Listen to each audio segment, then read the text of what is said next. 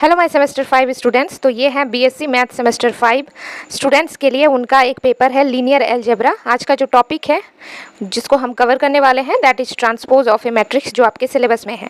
इसके पहले हमने एक क्लास ले ली है, अगर आपने नहीं देखा है तो डिस्क्रिप्शन बॉक्स में लिंक है। मैंने इसका एक प्लेलिस्ट बना दिया है इस पूरे पेपर का, लीनियर अलजेब्रा का, तो उस प्लेलिस्ट को सेव कर लो। नीचे डिस्क्रिप्शन बॉक्स में लिंक है, उसको क्लिक करके प्लेलिस्ट को सेव कर लो। अगर चैनल से नहीं जुड़े हो तो चैनल को सब्सक्राइब कर लो, ठीक है। तो चलो स्टार्ट करते हैं। ट्रांसपोज ऑफ ए मैट्रिक्स क्या होता है, देखो।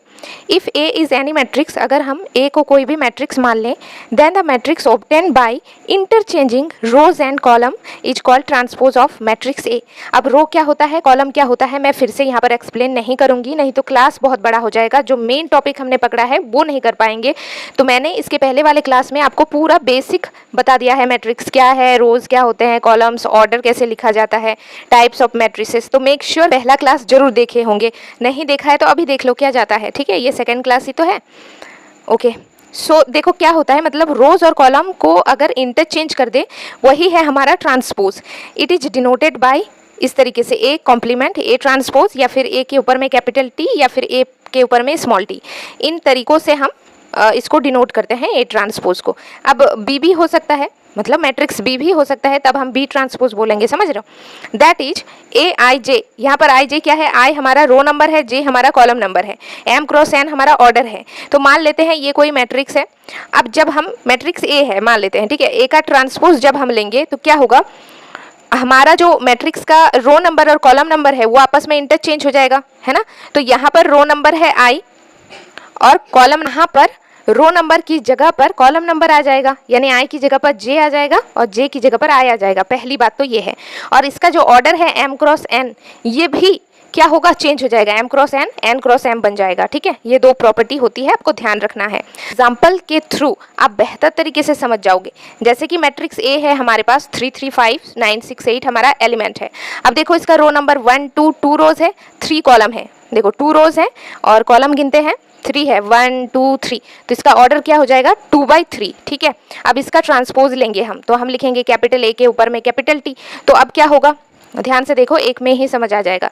ये जो फर्स्ट रो है 3 3 5, ये फर्स्ट कॉलम बन जाएगा 3 3 5। ये सेकंड रो है 9 6 8, ये सेकंड कॉलम बन जाएगा 9 6 8। अब ऑर्डर क्या था, 2/3, तो ये हो जाएगा 3/2, क्योंकि पहले रो नंबर को मेंशन करते हैं फिर कॉलम नंबर। तो रो नंबर 1 2 3 है, कॉलम नंबर 2 है, ठीक है। अब कुछ प्रॉपर्टीज है जो आपको ख्याल रखने हैं। सबसे पहला, ए का ट्रांसपोज का होल ट्रांसपोज, तो हमें ए मिलेगा। यानी कोई एक मैट्रिक्स ए है सपोज, या बी मान लो, चलो बी मैट्रिक्स है, ठीक है। इसका आपने ट्रांसपोज किया, फिर ट्रांसपोज करने के बाद जो मैट्रिक्स मिला, फिर से अगर आपने उसका ट्रांसपोज कर लिया तो ओरिजिनल आपको बी ही मिलेगा, ठीक है।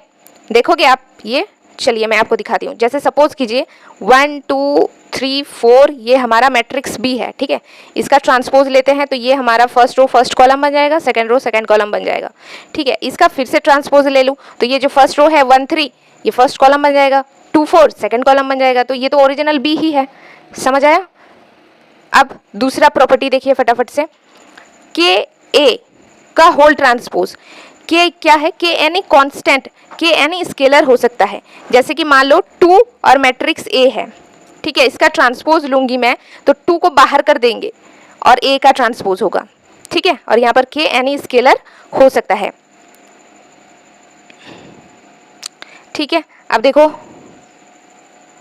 अब तीसरा प्रॉपर्टी देखो, ए प्लस बी का होल ट्रांसपोज बोलो या फिर ए माइनस बी का होल ट्रांसपोज बोलो, क्या होगा। इसको आप इस तरीके से स्प्लिट कर सकते हो, A transpose plus B transpose, अगर बीच में माइनस होगा तो A transpose minus B transpose, ठीक है। चौथा प्रॉपर्टी देखो, मोस्ट इंपॉर्टेंट, सभी इंपॉर्टेंट है चलो, लेकिन ये काफ़ी ज़्यादा मोस्ट है क्योंकि ये एग्जामिनर का फेवरेट क्वेश्चन होता है।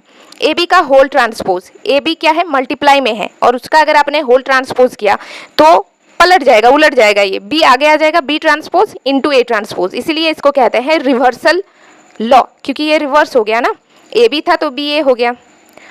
देखो इसी तरीके से, इसी के बेसिस पे अगर 3 मैट्रिक्स हो, ए बी सी, तीनों प्रोडक्ट में हो यानी मल्टीप्लाई में हो, और इसका होल ट्रांसपोज करे तो पीछे से रिवर्स, क्योंकि है तो रिवर्सल लॉ, तो होगा सी ट्रांसपोज, फिर बी ट्रांसपोज, फिर ए ट्रांसपोज, समझ रहे हो।